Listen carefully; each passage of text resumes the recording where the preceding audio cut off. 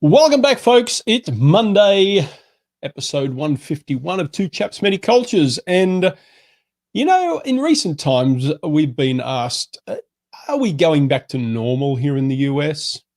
And so my question to that, and of course many people's question to that again back, is what is normal? What was normal? What is the framework around what we consider normal?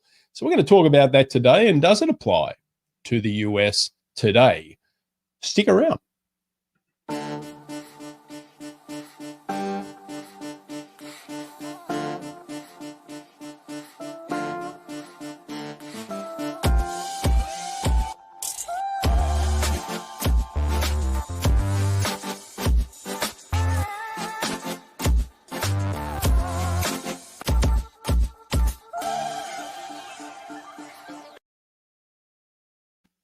Yes, here we are back live. Back to normal live, right? Normal. My life's never been normal. You don't feel normal? You look normal. Me? Regular, relaxed Christian with his coffee. It's what I know you to be normal. Here's the coffee. There you go. That might be the only normal thing. This is interesting. Well, welcome everybody. And I want to make sure that we're welcoming you properly because we have a question for you. Tell us where in the world you are. Let us know where you're dialing in from. Two Chaps, Many Cultures, a show by this guy and that guy talking about the culture of business and the business of culture. And also your input on these topics, how culture informs and affects and influences how we conduct our business. And we deliberately chose the maybe a little bit controversial headline, is the US normal again? That implies a few things, right? That it implies that it was at some point normal, then that it was not normal for a while, and that then there is now the expectation that there will be a rebound to whatever that normal was. And there's the word normal has been, I think, a bit abused in the last year or more when the pandemic began and people started talking about the new normal. And I have this reaction to that word. I don't know how you feel about normal. What does it mean to you, Brett? I think normal is boring. Okay. Of course, in terms of if you say to people, okay, so when you push back and people say, well, it seems that we're getting back to normal, then you question and say, so what is normal for you, right? And usually it's nothing to do with consistency. It's usually maybe a lowered level of stress, a lower level of friction in their life. So something where there's a little bit of a breath and people can take a breath. But of course, people are doing that for many, many reasons. And normal then is very specific to the person. What the person perceives is as normal is completely different in their lives. So for me, normal is an ever evolving, a very fluid dynamic and situation in my life, where I tend to be a shiny penny kind of person. So a normal situation for me is when I get to the end of something I think I have exhausted my interaction with and my ability to learn, then I'll move on to the next thing because I want to be challenged by new ideas and new concepts. So for me, that's normal. Other people, just as valid, are very comfortable, really staying in a lane, focusing deep, going deep, and in research, in work, in social life. And that's just as valid and just as valuable. So I think it's very different for everybody. My dictionary says it's normal is an adjective meaning that we're confirming to a standard, usual, typical, or expected way of things. So let's pick this apart. So standard, who defines what that is? Where's the memo where we said this is our standards? What is usual? Well, usual to whom? To you, to my experience, to whoever else's. Expected, that's interesting. So expectations, right? And I think especially with the United States, there are expectations tied to this country Yeah. and to US culture. Because the US has, since its inception, portrayed itself as this social experiment. We are trying out a new form of government by the people, for the people. We are exceptional in a way that we are freedom seeking and granting civil liberties that others at that time did not have. So there's always been this high expectation within the US at themselves, at the country, as manifested in Constitution or the Book of Law. And over the course of history, the US, as it has become that, let's say, powerful player in the global context, there have been expectations tied to US performance by other countries or other cultures around the world. So people look to the US as this, almost like this standard bearer of some sort of normal, or some sort of being good, or being progressive, or being, you fill in the blank, what that may be for you, what expectation you tie to US culture. And then whenever the US falls short in comparison to the expectations, then we start lamenting, or like, oh, look at this, and well, the experiment doesn't work, or where's the America that we used to know? And I think these comparisons can be a bit, and the expectations can be a bit misleading or almost dangerous, because every culture, and we're now talking about nation culture, which I think we've established on this program many times over, is a fallacy in and by itself. But if we're looking at a country and its people as some kind of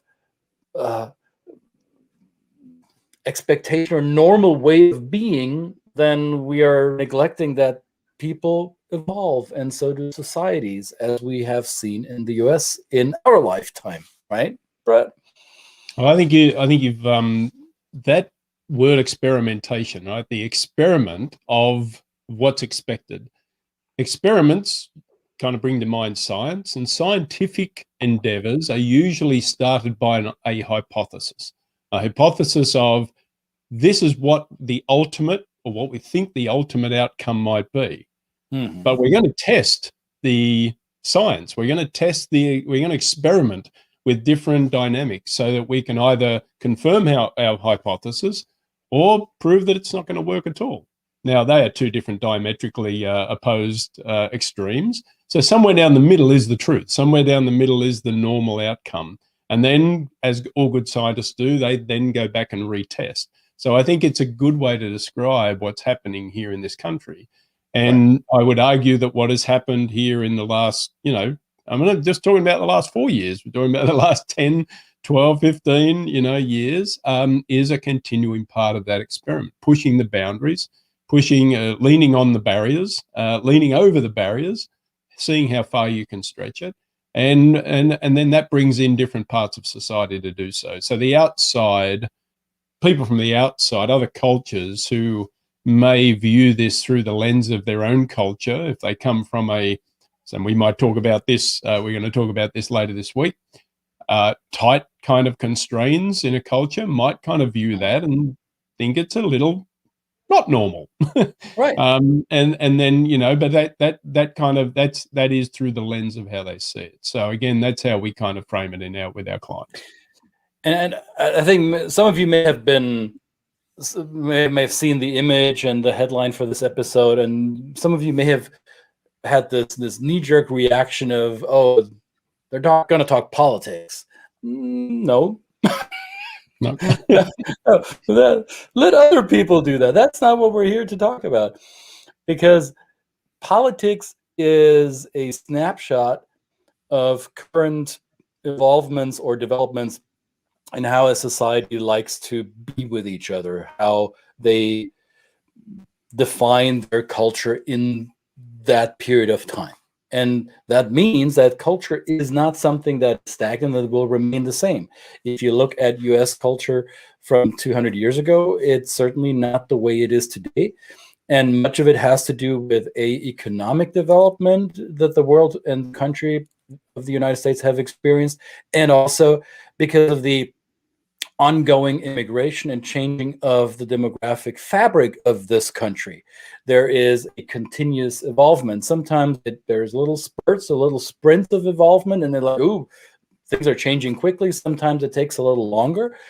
And politics is only a mirror image snapshot of what's really going on there. It's a in the moment reflection of how people of these in this country, more than 300 million, are preferring to be with each other. So was there ever a normal America? Who knows? Maybe the indigenous people will tell us that, yes, before you Europeans showed up, it was normal to us. And then we're going to again be back at square one saying, well, normal to you, but it wasn't normal to me. And here I am. Here we're creating this new thing, sometimes together, sometimes not. But the fact is that the US is today a country that has been as diverse and as contradictory and as confusing as ever, right? I don't think anything has changed in that regard.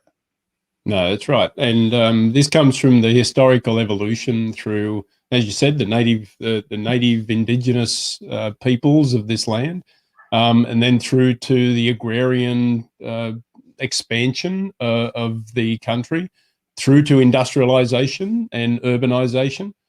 So again, we'd argue that it's a continuation of normal, not a going back to normal. It's an up and down thing. And it's a great thing to watch. It's exciting to watch. It's sometimes confronting to watch. It is something that we constantly have to explain, and when we always invite your comments, the arguments for and against, your positiveness or positive outlook to, or negative outlook to the changes that take place in this country, right? Bring it on. We're ready to take on question, comments, or challenge us. I'd love to be challenged on this, because Brett and I, we do a lot of work with people who work across national borders, who don't really define their workplace by their passport nationality, but because their organizations that they work for sell and market or deliver, have a supply chain across many parts of the world.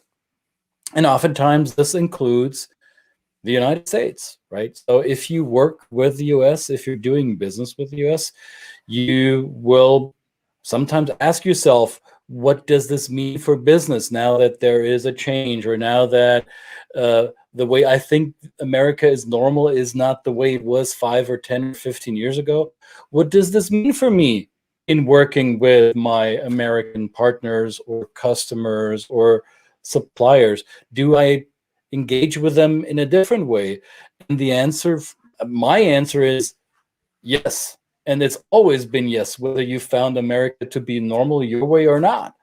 You've always changed the way you approached it, because US culture is quite dynamic, maybe a little bit more dynamic than other cultures around the world. I don't know. How is Australian culture in that comparison? Yeah, well, we've changed too. I mean, and then it imbues and influences what the national identity is. There are many similarities between the US and Australia in the way it has evolved. I would argue that we don't have the extremes of the political landscape that we have here, and that's for a few different reasons. The structure of the government is one. Right. But just the view of the people and their expectations of and trust of government and that kind of thing comes into play. So in Australia, it's a slightly different dynamic. But again, it does inform how Australians see the US, one of their biggest trading partners on the planet, and so it is important to them. And so oftentimes the perception of stereotypes that we ascribe to our American counterparts, for that matter. Understand, Christian and I live in the US at the moment, but we have many, many conversations with people back in our home countries.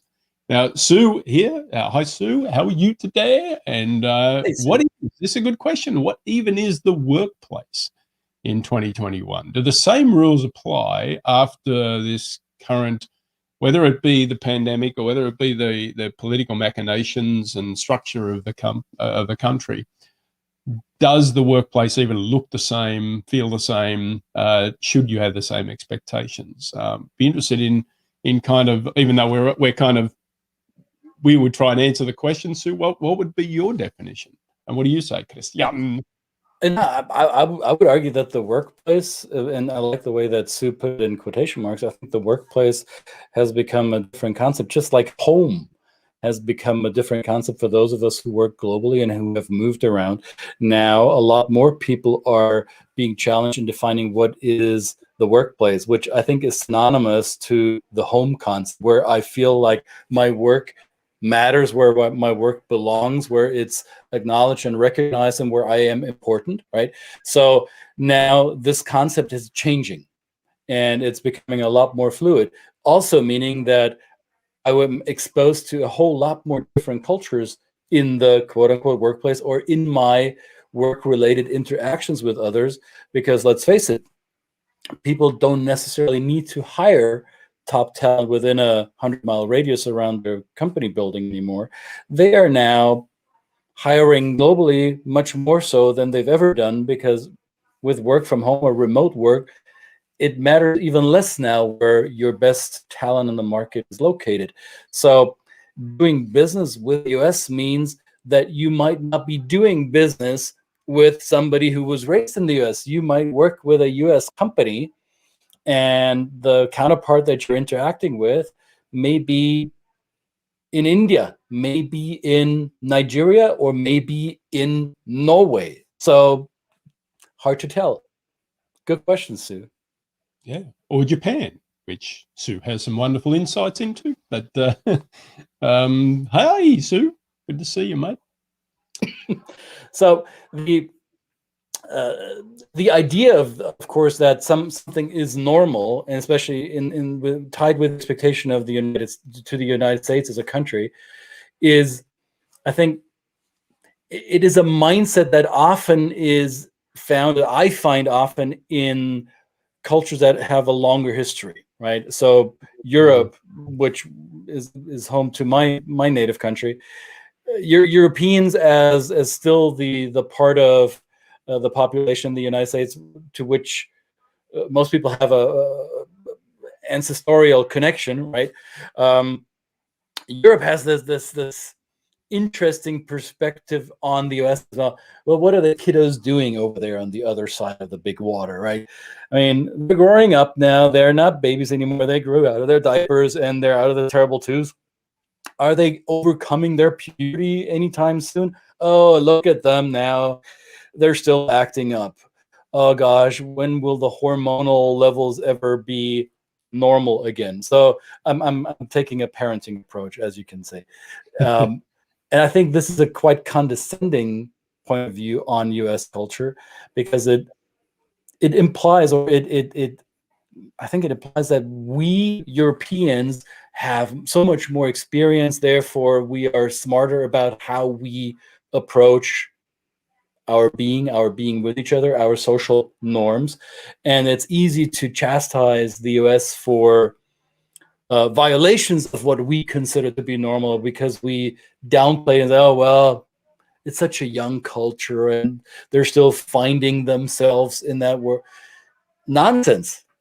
I don't believe in that comparison. I think it's dangerous to take that approach, which, translating it to business, remember we're talking about the business of culture and the culture of business. If you're doing business with the US with that mindset, you're going to be in for a rough awakening, because people will eat your breakfast and your lunch too. They're not waiting. Americans and American business culture is not waiting for you to roll out all your, let's say, antiquated perceptions of what normal might be. That's right. So, that being said, how can we learn about it? So, my good friend, come here, learn about it. Come here and learn about it. My good friend Christian, starting tomorrow, again, another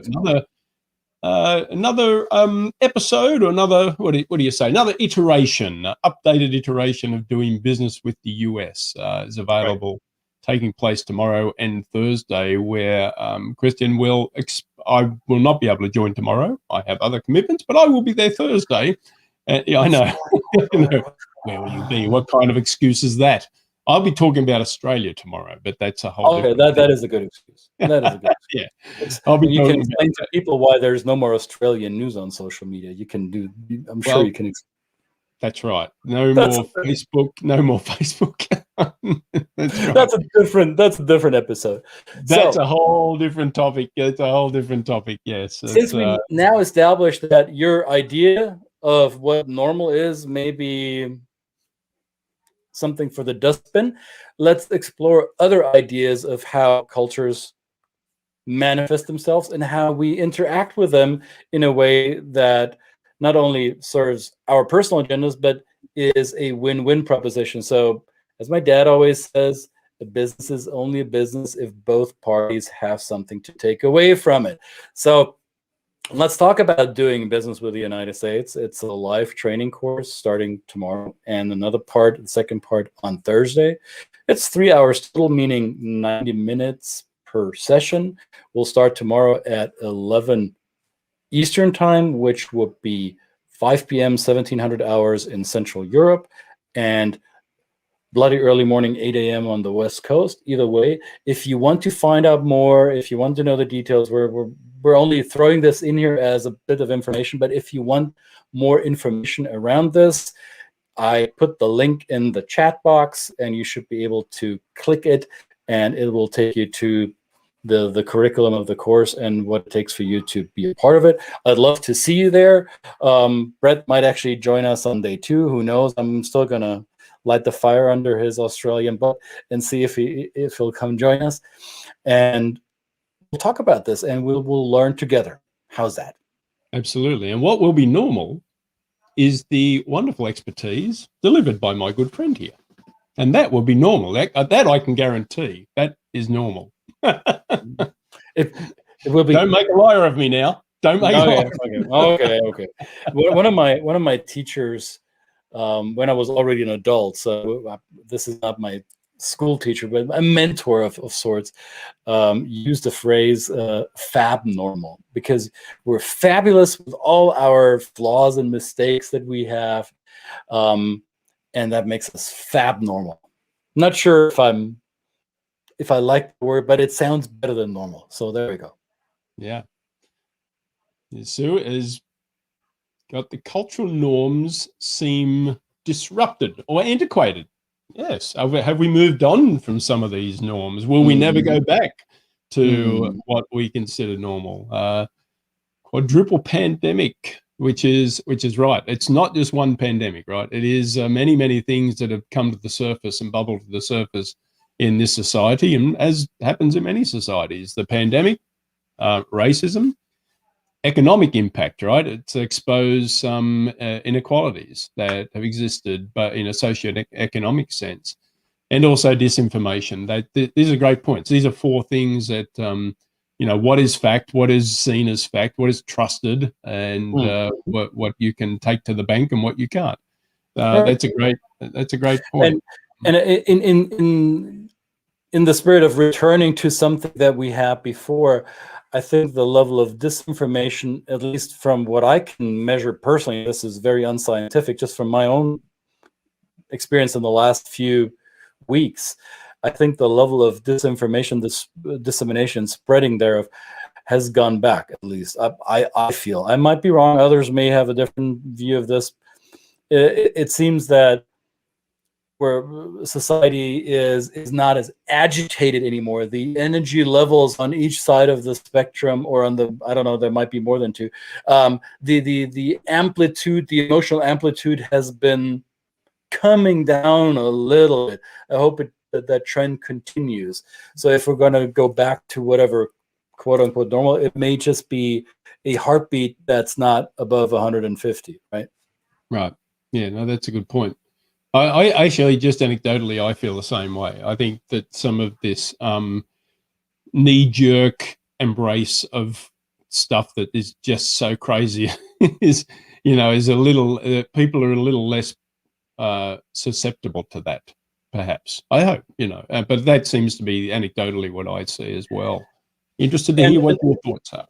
And Sue rightfully asks, has U.S. or any culture changed? Well, that is, I think, a question that none of us will ever answer to full satisfaction, because my answer to this question 20 years ago was probably different than it is now, and who knows what my answer will be in 20 years. I think it's based on the experience of the person trying to answer that question.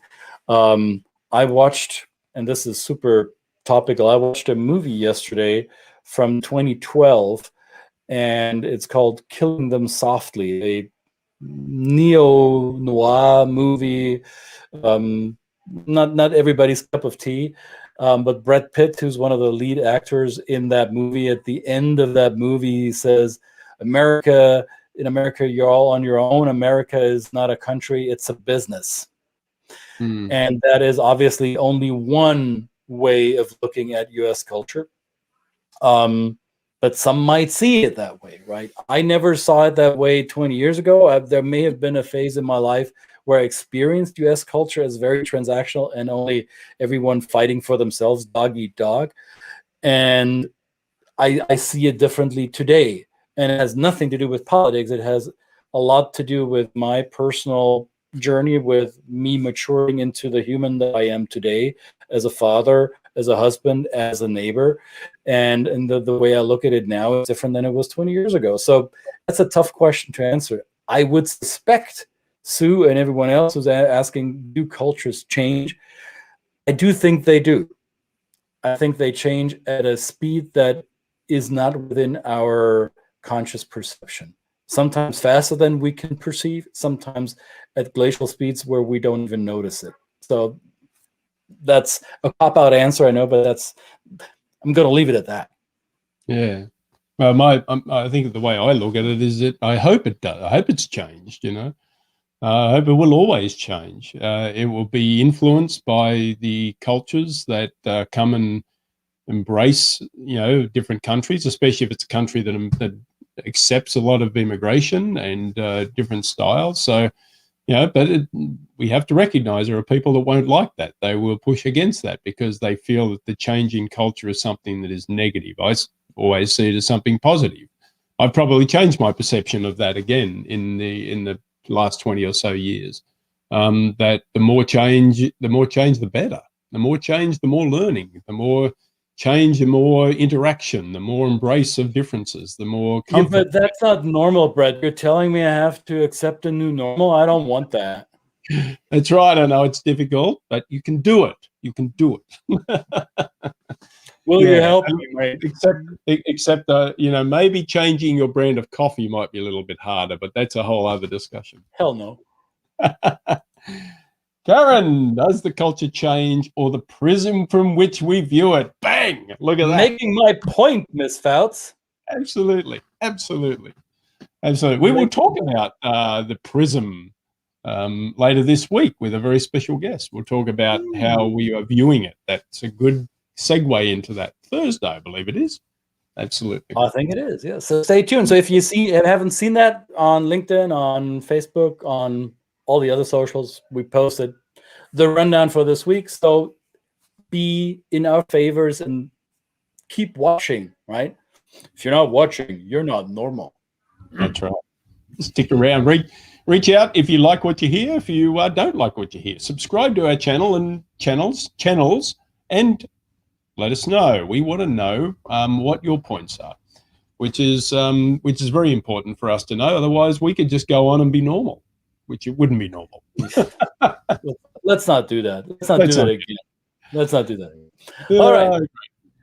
Happy Monday, everybody. Hope you're all staying safe. Hope you're all staying healthy. And if you're in cold weather areas, hope you're staying warm, at least on the inside.